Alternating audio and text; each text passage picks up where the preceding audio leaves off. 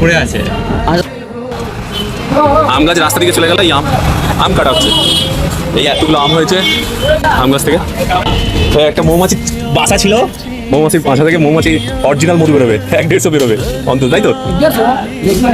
अरे ओरिजिनल नहीं तो हर बार हम लोगों को खरीदना पड़ता है डुप्लीकेट, पहली बार ओरिजिनल दिखेगा नहीं तो गुड। ये ओरिजिनल क्या मधु निकालेंगे, इसको दिखाएंगे आपको ओरिजिनल का क्या होता है। बाकी सब तो डुप्लीकेट रास्ते में मिलता है। ভিডিও করছো? এই জিনিস মিস করে, এতে কোনো গুড় নেই, বাকিটা যেরকম বিক্রি করে গাছে উঠে ভেজাল নেই, অরিজিনাল মধু।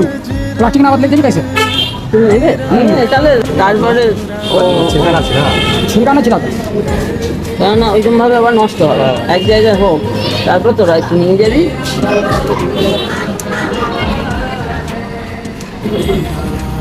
যখন মধু পাস আমাকে দিতে আসে, এটা রেখে দেবে, অনেক বছর চলবে, শেষ করতে হবে না।